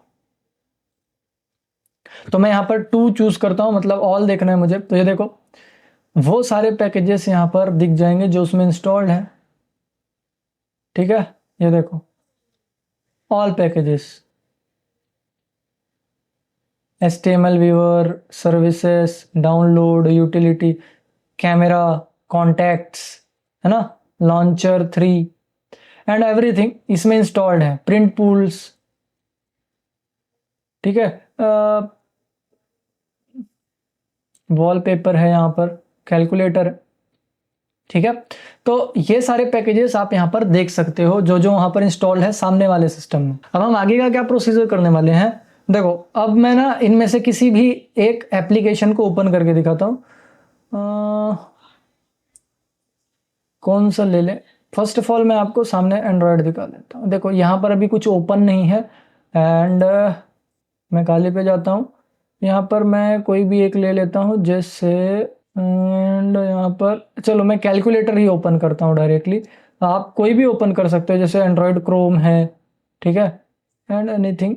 मैं जो जल्दी से क्विक लॉन्च हो सके उसको देखता हूँ। तो यहाँ पर तो ब्लूटूथ है, कैलकुलेटर देखते हैं। तो आपको बेसिकली ना उसका नाम पूरा कॉपी कर लेना है। ये ऐसे कैलकुलेटर लिखने से नहीं होगा, ये पूरा कॉपी करके आपको वहाँ पर ओपन करना पड़ेगा, पैकेज का नाम पूरा, ठीक है, तभी वो ओपन होगा। कैलेंडर है, चलो कैलेंडर तो ओपन कर सकते हैं, ठीक है, एक कैलेंडर है। एंड कैलेंडर के बाद यहाँ पर कैलकुलेटर भी है, वो भी ओपन कर सकते हैं। अभी हमने देखा था यहाँ पर कैलकुलेटर, बट अभी शो नहीं हो रहा, पता नहीं क्यों वो।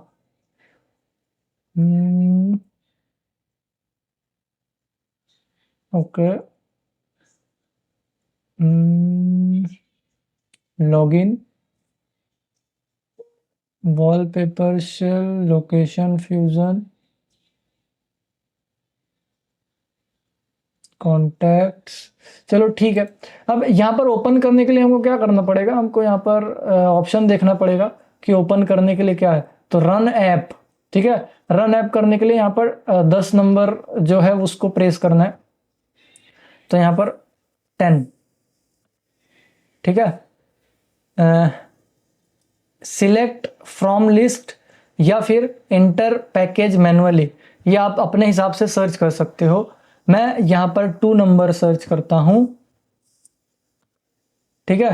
अब देखो यहाँ पर मैं उसको पेस्ट कर दूंगा जो मैंने बोला था, कैलेंडर। देखते हैं सामने वाले सिस्टम में क्या है। ये देखो कैलेंडर ओपन हो गया, ठीक है, कैलेंडर ओपन हो गया यहाँ पर ऑटोमेटिकली। नाउ मैं इसको क्लोज करता हूँ।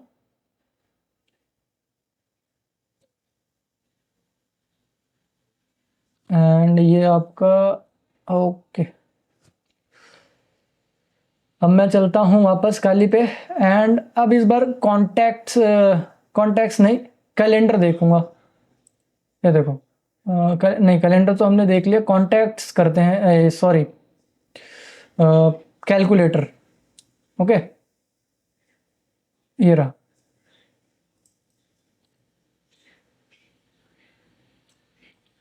कैलकुलेटर ओपन करके देखते हैं।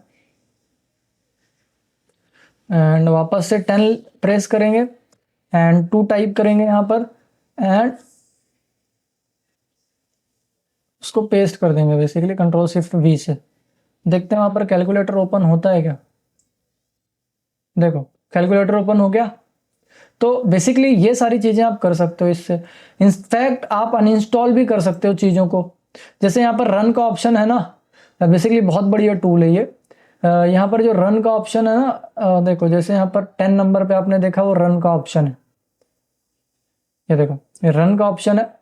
तो आप साथ में ही यहाँ पर अनइंस्टॉल भी कर सकते हो। देखो list uninstalled app, uninstall an app, ठीक है।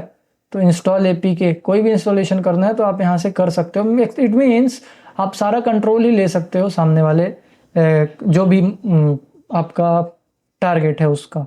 अब यहाँ पर आपको पता है कि हर एक डिवाइस में एक सेल होता है। मतलब एक देखो आपको विजुअली दिखता तो नहीं है, मतलब एंड्रॉयड में आपने कभी सेल देखा नहीं होगा, प्रॉम्प्ट देखा नहीं होगा, बट उसमें ना उसको कंट्रोल करने के लिए एडीबी के थ्रू उसमें होता है इनबिल्ड। लेकिन वो आप उसको मैनुअली वहाँ पर आपको कोई एप्लीकेशन नहीं देते हैं। हाँ, टर्मैक्स वगैरह के द्वारा आप उसको एक्सेस करते हो, बट यहाँ पर आप वो भी एक्सेस कर सकते हो।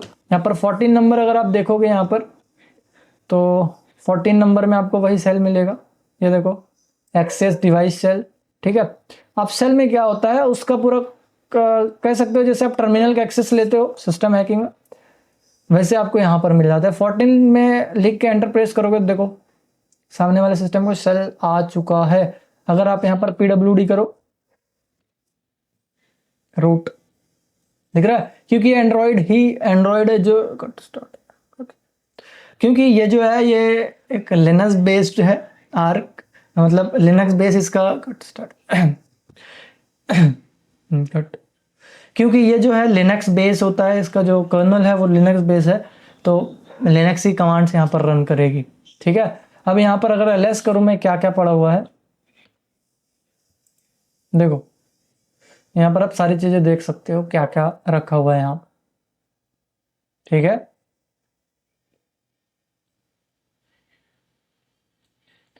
सो ये सारी चीज़ें रखी हुई हैं, ETC डेव एंड हाँ यहाँ पर कॉन्फ़िगरेशन सारी फाइल्स होती हैं, एंड्रॉयड वेंडर TXT कॉन्टेक्स्ट, ठीक है, एंड वेंडर के सर्विसेज जो भी हैं, जो मैंने आपको सारी चीज़ें बताई है वो सारी चीज़ें यहाँ पर है। आपने जो थ्योरी पार्ट में देखा था वही सारी चीज़ें हैं। तो जैसे आपके लिनक्स में रूट ड्राइव होती है, जैसे आपके विंडोज़ में C ड्राइव होती है एंड और भी ड्राइव्स होती हैं, यहाँ पर SD कार्ड होता है, ये देखो ऐसा SD कार्ड और स्टोरेज। तो यहाँ पर हम CD SD कार्ड पे जाएंगे या फिर SD कार्ड, ठीक है, एंटर। तो हम SD कार्ड के अंदर पहुंच चुके हैं, ठीक है। अब यहाँ पर LS करोगे तो आपको वो सारी चीज़ें दिखेगी, देखो क्या क्या है यहाँ पर, अलार्म, मूवीज़, ठीक है, एंड DCMI, ठीक है, एंड एवरीथिंग, वो सारी चीज़ें जो आपको एक SD कार्ड अंदर स्टोरेज के अंदर होना चाहिए। हमने स्क्रीनशॉट लिया, दो सब वहीं पर सेव है ऑलरेडी, ठीक है, क्योंकि हमने जो स्क्रीनशॉट लिया है वो उधर भी तो सेव होगा, तो आप यहाँ से उसको डिलीट भी कर सकते हो उन स्क्रीनशॉट्स को, ठीक है। तो यहाँ पर एक बार डिलीट करके देखते हैं, RM-RF स्क्रीन शॉट,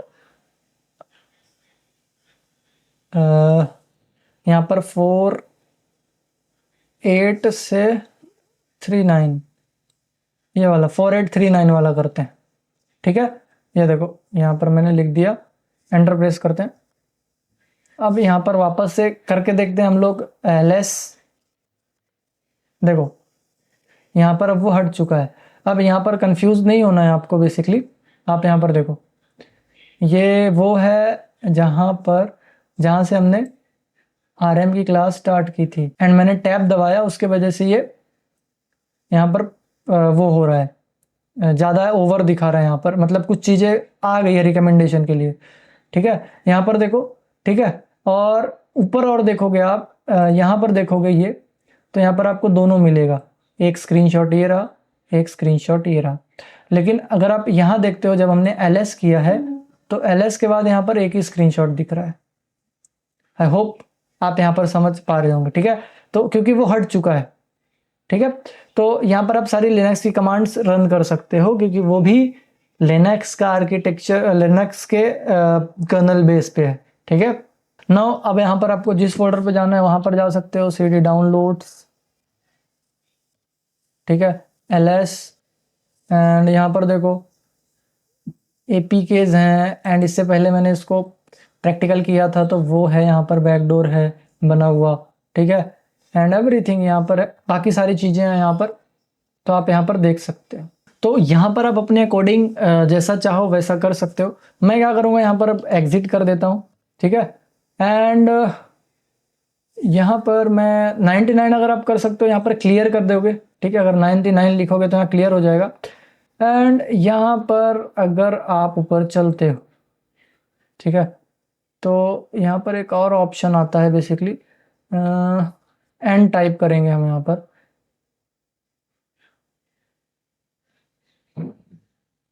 और ऑप्शंस आते हैं यहाँ पर, ठीक है, और ऑप्शंस लाने के लिए यहाँ पर एंड टाइप करते हैं, मतलब नेक्स्ट ऑप्शन लाने के लिए। और भी जैसे वहाँ पर सिर्फ 15 दिख रहे हैं तो एन लिखेंगे यहाँ पर, तो नेक्स्ट ऑप्शन आएगा, देखो और भी है यहाँ पर 16 से लेके बाकी आ गए, ठीक है। तो ये भी और भी चीज़ें हैं, उतनी ही नहीं थी, तो ये मुझे आपको बताना था इसलिए। अब यहाँ पर जैसे आपको कोई लिंक ओपन करवाना है डिवाइस में, अब यहाँ पर जैसे सामने वाले डिवाइस में कोई लिंक ओपन करवाना है तो आप यहाँ पर 23 ऑप्शन को चूज कर सकते हो, 23, ठीक है। एंड यहाँ पर हम कोई भी लिंक, जैसे ये गिटहब है, ठीक है, एंड कोई भी लिंक दे सकते हैं। तो यहाँ पर जैसे एक लिंक है, अगर डराने वाला एकदम ऐसे वाला डालना है कि सामने वाला एकदम डर जाए, तो उसके लिए होता है ये $\, pranx.com,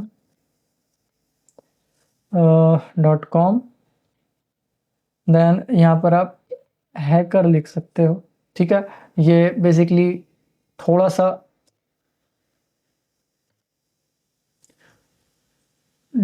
देखो सामने वाले सिस्टम में लिंक ओपन हो चुकी होगी। इसको फर्स्ट ऑफ ऑल तो मैं ओके, ये देखो यहाँ पर लिंक ओपन हो गई है। ये देखो यहाँ पर बेसिकली ये लिंक ओपन हुई है। हालांकि वो लिंक प्रॉपरली चल नहीं रही होगी, ठीक है, कोई इशू नहीं है अगर ये काम नहीं कर रही है तो। ये देखो ये लिंक है, इसको मैं एक बार वापस से सही करके टाइप करता हूँ। वापस मैं 23 लिखता हूँ यहाँ पर एंड URL लिखता हूँ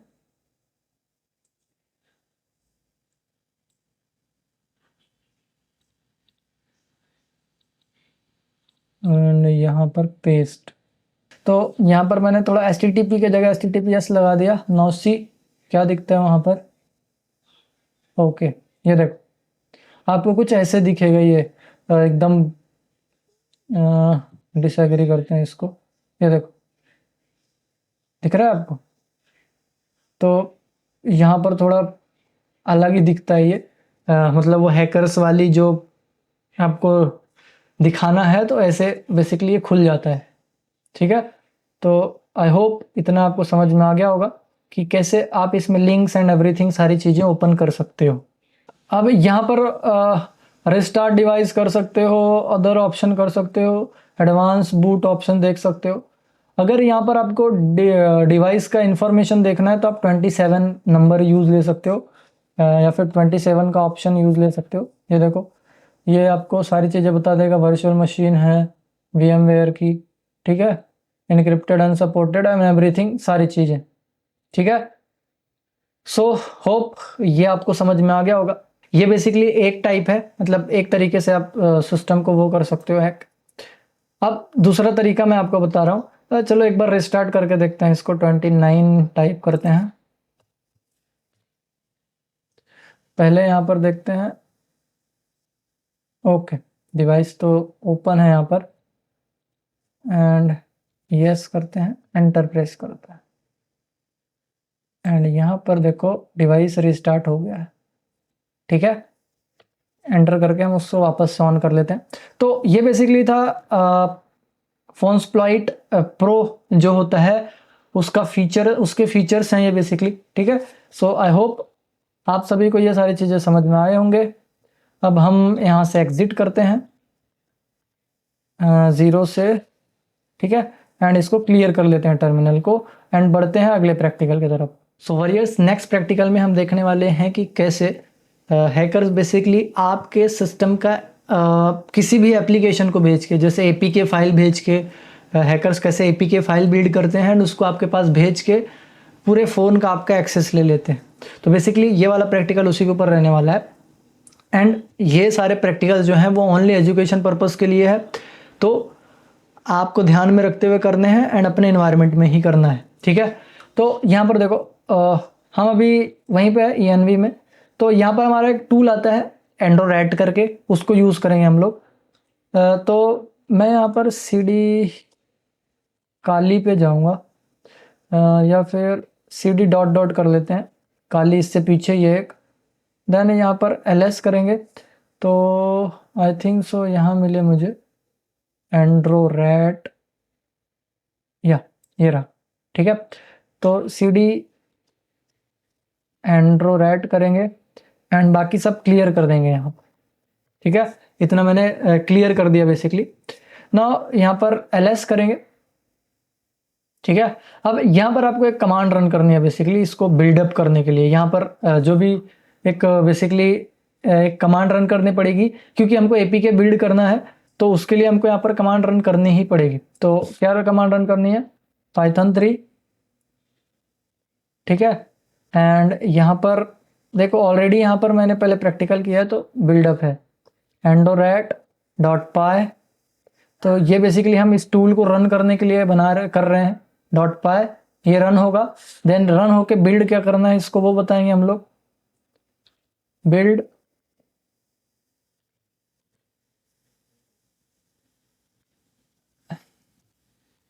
-i मीन्स आपका लोकल IP एड्रेस होगा। मेरे सिस्टम का 10.10. जो यहाँ पर विजिबल है वही है 15 है, 10.10.10.15, ठीक है। Then hyphen P port number दे देंगे, यहाँ पर पोर्ट नंबर में 444 दूंगा as it is. Then hyphen O output देंगे यहाँ पर, ठीक है, एंड एज इट इज मैं दे देता हूँ क्योंकि यहाँ पर मेरे पास बना नहीं है वो एक ही एपी के सिक्योरिटी अपडेट डॉट एपी के, ठीक है। ये मैंने इसको बताया बेसिकली ये पाइथन 3 से रन होगा, एंड्रॉयड डॉट पाई बिल्ड करेगा ये आईपी एड्रेस को यूज करके एंड ये पोर्ट को यूज करके इस नाम का एक एप्लीकेशन, ठीक है, मतलब सेव करेगा इस एप्लीकेशन में। आउटपुट ओ हाइफन ओ का मतलब output, hyphen P means port, hyphen I means आपका बेसिकली जो स्पेसिफाइड लोकल आईपी एड्रेस रहेगा वो, ठीक है। नाउ हम एंटर प्रेस करेंगे, देखो ये बिल्ड करना स्टार्ट कर चुका है, ये बिल्ड कर रहा है। अब ये जब बिल्ड हो जाएगा तो बेसिकली अब यहाँ पर मैं बताता हूँ आपको कि आपको वो कैसे भी भेज सकते हैं, ईमेल के थ्रू, ठीक है, या फिर आपको भेज सकते हैं किसी न किसी व्हाट्सएप पे, कैसे भी भेज सकते हैं। तो यहाँ पर ये जो मशीन है ये मेरे लोकल नेटवर्क पे है, ठीक है, ये जो यहाँ पर फ़ोन है ये मेरे लोकल नेटवर्क पे ही है। तो मैं इसको क्या करूँगा लोकल नेटवर्क से ही शेयर कर दूंगा, ठीक है। तो आप भी शेयर कर सकते हो बेसिकली, मैं आपको बताता हूँ यहाँ पर। तो फर्स्ट ऑफ ऑल यहाँ पर एक ड्राइव है, मतलब एक ड्राइव मैंने बना रखी है यहाँ पर शेयर करने के लिए, तो वहाँ पर मैं सिंपली उसको शेयर कर दूंगा, ठीक है। तो कहाँ शेयर करनी है, देखो इस फाइल को मैं पहले यहाँ शेयर कर दूंगा, ये एपीके फाइल है ना, इसको मैं यहाँ पर शेयर करूँगा। तो यहाँ पर मैं सीपी कर देता हूँ। सीपी कहाँ पर करूँगा बेसिकली यहाँ पर, तो \home काली, ठीक है। देन यहाँ पर अच्छा पहले तो मैं सिक्योरिटी एप्लीकेशन लिख देता हूँ यहाँ पर। तो यहाँ पर मुझे शेयर कहाँ पे करना है, सिंपली यहाँ पर करेंगे var www एंड यहाँ पर html एंड यहाँ पर एक फोल्डर बना रखा है मैंने शेयर नाम का, देखो यहाँ पर इसी के अंदर इसको कॉपी कर देंगे, ठीक है। अब अगर मैं इस लोकेशन पे जाता हूँ ये वाले, तो आप देखोगे अब मैंने उसमें बहुत सारी आप ये मेरा तरीका है, आप अपने तरीके से सामने वाले टारगेट पे भेज सकते हो, हैकर्स जैसे भेजते हैं वैसे। मैं यहाँ पर क्या करूँगा सिंपली उस लोकेशन पे जाएंगे cd /var www.html share www.html and share, ठीक है, एंड ls। तो यहाँ पर देखो ये आ चुका है। अब इसको क्या करेंगे हम सामने वाले जो मशीन है वहाँ पर जाके हम लोग इसको भेज सकते हैं, लेकिन उससे पहले मैं यहाँ पर क्लियर करता हूँ इसको। पहले एक काम करके यहाँ पर मैं पहले इस लोकेशन को कॉपी करूँगा, मैं इस लोकेशन पर वापस जाऊँगा पहले, ठीक है। Ctrl+Shift+V एंड स्टार्टिंग में हम cd लगा देंगे, ठीक है, एंटर। तो मैं इस लोकेशन पे वापस आ गया एंड इसको मैं क्लियर कर दूंगा। अब आपको पता है यहाँ पर सिक्योरिटी एपीके पहुंच चुका है। अब मैं सामने वाले सिस्टम में वो ऑटोमेटिक, मतलब जब मैं चाहूँगा तो उसको डाउनलोड कर सकता हूँ, आप कैसे भी उसको डाउनलोड कर सकते हो। तो यहाँ पर बेसिकली मुझे इसको रन करना है एंड्रॉयड को, तो यहाँ पर पाइथन 3, ठीक है, पाइथन 3 देन एंड्रॉयड डॉट पाई, यहाँ पर जो भी है एंड्रॉयड डॉट पाई। देन इस बार हमको शेल से हाइफन शेल, क्योंकि हमको उसको बेसिकली एक्सेस करना है, ठीक है, उसका इंटरप्रेटर लेना है, उसका जो भी कह सकते हो कि कनेक्शन लेना है, उसके लिए हमको इसको रन करना पड़ेगा शेल। देन -i एंड यहाँ पर जो भी आईपी एड्रेस रहेगा हम उसको 00 रखेंगे, ठीक है, जो भी लिसनिंग आईपी एड्रेस है 000, ठीक है, ये लोकल आईपी एड्रेस होता है हमारा 000, ये लिसनिंग आईपी एड्रेस रहेगा। -p रखेंगे यहाँ पर 444, क्योंकि हमने उसमें पोर्ट नंबर 444 मेंशन किया हुआ है। एंटर प्रेस करेंगे, देखो ये रन हो रहा है। अब हमारा नेक्स्ट मूव क्या होगा, अब हमारा नेक्स्ट मूव ये होगा कि अब मैंने बताया इसको कैसे भी भेज सकते हो आप, जो भी आपकी इच्छा वैसे भेजो। मैं यहाँ पर क्या कर रहा हूँ लोकल में शेयर किया मैंने, तो मैंने उस शेयर वाले लोकेशन पे उसको रखा हुआ है, ठीक है। तो यहाँ पर मैं सामने वाले सिस्टम का आईपी एड्रेस डालूंगा, मेरे वाले जहाँ पर मैंने उसको रखा हुआ है 10.10.10.10.15, ये मेरे सिस्टम का आईपी एड्रेस है, ठीक है। अगर आपको डाउट हो तो आप यहाँ पर चेक भी कर सकते हो। देखो IF config लिखता हूँ यहाँ पर, आप यहाँ पर चेक कर लो, ये देखो, ठीक है। अब उसके अंदर जाके मुझे क्या करना है, बेसिकली वो शेयर का ऑप्शन है ना, शेयर वाला, शेयर, इसको एक्सेस करना है इसके अंदर। तो वेट अ मिनट, ओके, एक चीज और, हमको यहाँ पर अपाचे सर्विस स्टार्ट करनी पड़ेगी। मैं वो भी ऑन कर देता हूँ। ये अपाचे सर्विस अगर आपने बेसिक्स क्लियर किया होगा तो आई होप अपाचे सर्विस आप समझ पा रहे होंगे, क्योंकि ये डेडिकेटेड वीडियो सिर्फ मोबाइल प्लेटफॉर्म के लिए है, तो हम उसके लिए रखेंगे सर्विस अपाचे टू स्टार्ट, ठीक है। अब वहां पर वो शेयर हो जाएगा बेसिकली। नाउ यस, देखो आ गया यहाँ पर। अब यहाँ पर ये हमारा सिक्योरिटी एपीके डाउनलोड कर लेते हैं, डाउनलोड हो गया, ठीक है। अब फॉर एग्जांपल इस टारगेट ने हमारा डाउनलोड कर लिया, ठीक है।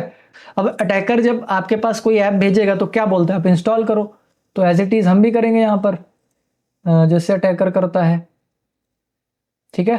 तो मैं इसको क्लोज करता हूँ फर्स्ट ऑफ ऑल, एंड हम डाउनलोड्स पे जाते हैं।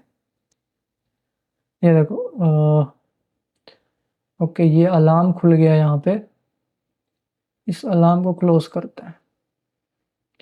हम लोग जाते हैं अपने डाउनलोड्स पे, वेट मिनट,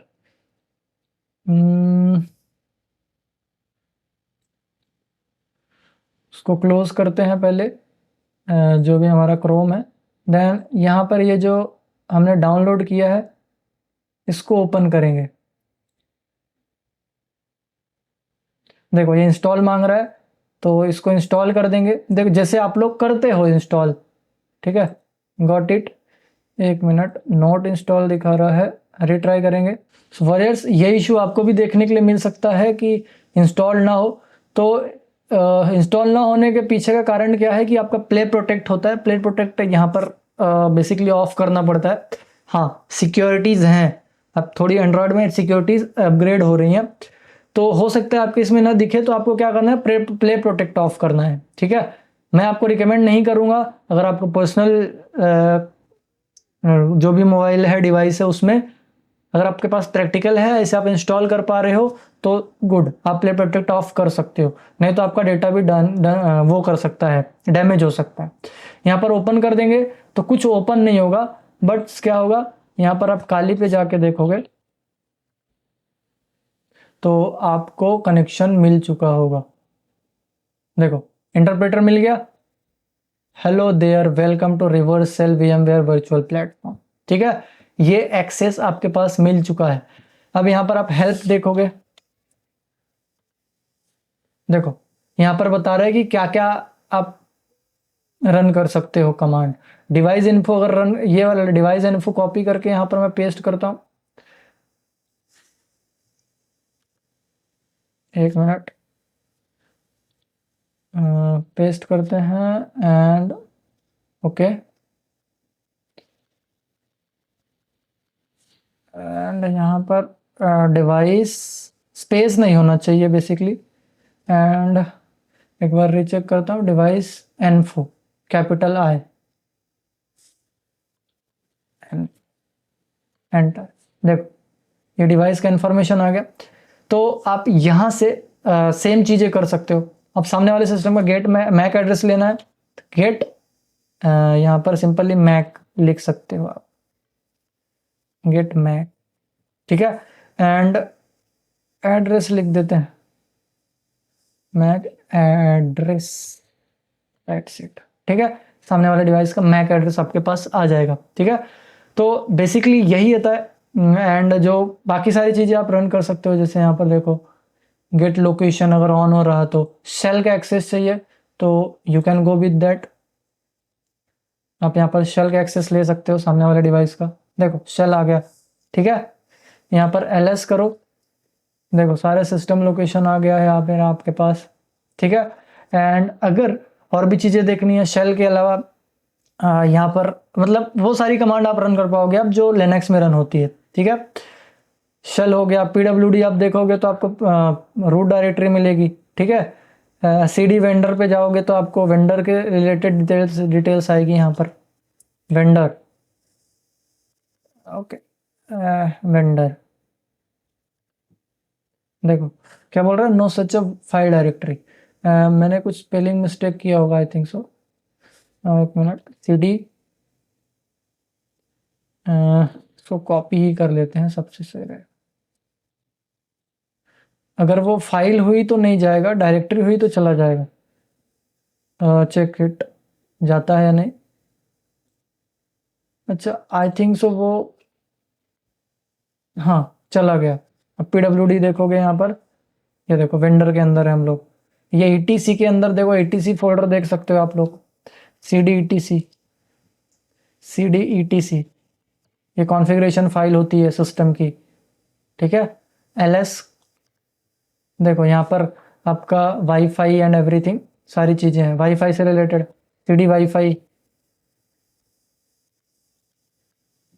ओह सॉरी, यहाँ पर मैंने गलत मिस्टेक कर दिया। CD वाईफाई, देखो ओके, यहाँ पर वाईफाई आई थिंक सो कोई फाइल होगी, ठीक है, नो इशू। तो आप यहाँ पर सारी चीज़ें देख सकते हो ऐसे, ठीक है। बाकी स्टॉप, टेक पिक, पिक्चर लेना है सामने कैमरा से, कैम लिस्ट, तो रिटर्न कैमरा आईडी, ठीक है।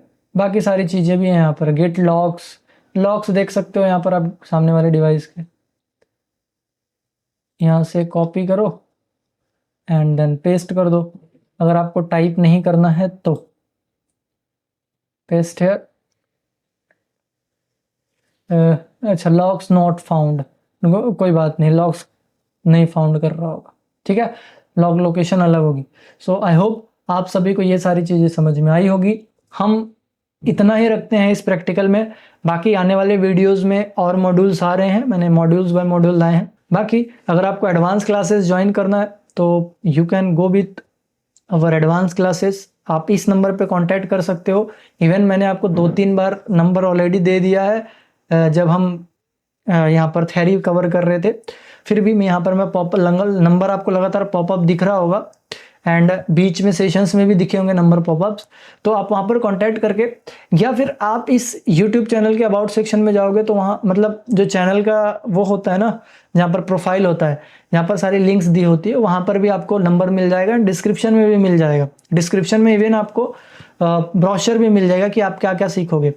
तो हमने ये जो कोर्स बनाया बेसिकली, ये कोर्स बेसिकली काफ़ी ज़्यादा बेसिक टू एडवांस है, ठीक है। क्यों बेसिक टू एडवांस है? क्योंकि मैंने यहाँ पर कम से कम आपका 58 क्लासेस जो है वो आपके नेटवर्किंग की है, 45 क्लासेस आपकी लिनक्स की है, एंड आपकी एथिकल हैकिंग की क्लासेस 60 प्लस ही हैं, और भी ऐड ऑन होगी उसमें बहुत सारी। तो इतनी सारी आपको सारी क्लासेस मिल रही हैं एंड एडवांस रहने वाली है, ठीक है। तो आप अपना करियर अच्छा बना सकते हो, आप अपने बेसिक्स बहुत अच्छे से क्लियर कर सकते हो, आप अपने एडवांस लेवल तक पहुंच सकते हो, एंड आप अपने साइबर सिक्योरिटी जर्नी में आगे बढ़ सकते हो, ठीक है। एंड आप कोई इसमें एज कोई मैटर नहीं करेगी, कोई भी चीज़ मैटर नहीं करेगा, बस आप ज्वाइन कर लो। आपको एक लैपटॉप ऑन करना आना चाहिए, बाकी सारी चीज़ें मैं सिखा दूंगा आपको, ठीक है। सो आई होप मैं आपको ये सारी चीज़ें समझाने में, प्रैक्टिकल समझाने में सक्सेसफुल रहा हूँगा। तब तक के लिए गुड बाय, हम मिलते हैं नेक्स्ट वीडियोज़ में।